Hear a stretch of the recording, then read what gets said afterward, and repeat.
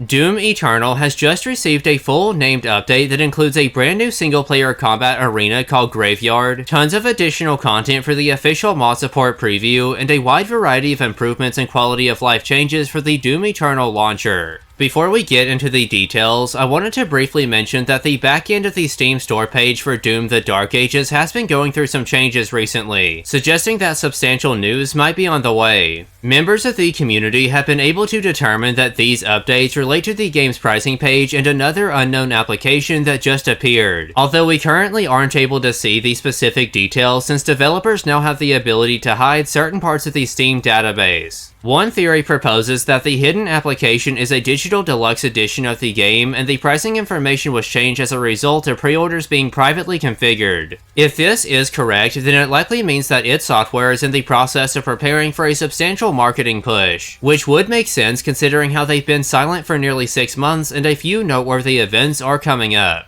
The franchise's 31st anniversary is on Tuesday, December 10th, this year's Game Awards is 2 days later on Thursday, December 12th, and the 2025 Xbox Developer Direct should be held in the 3rd week of January, so there's plenty of opportunities for more Dark Ages details to be shared. I personally feel like they'll have a strong presence during next year's Dev Direct and won't show anything until then, but you never know. Doom Eternal's most recent update has introduced the wicked new Graveyard Combat Arena. The miniature encounter was intended to be a point of reference for up-and-coming map makers, although anyone on PC can enjoy this official id Software created experience. There's no denying that Graveyard looks incredibly solid, but I honestly think that some community creations have already surpassed the game's officially released content. Like Blacklight 9699's organic bonesaw model swap for the standard chainsaw, the highly requested, fully upgraded Doom 3 Marine cosmetic for the Slayer, and Nayrham's Doom 2016 Cyber Demon enemy mod, which is very impressive but currently unfinished. You can expect to see even more high-quality fan creations like these now that Doom Eternal Mods Update 1 has been released. The id Studio blog describes this as a large content update that includes new asset packs for both PvP and DLC content, as well as improvements to id Studio and the Doom Eternal launcher that focus on performance, resource efficiency, and stability.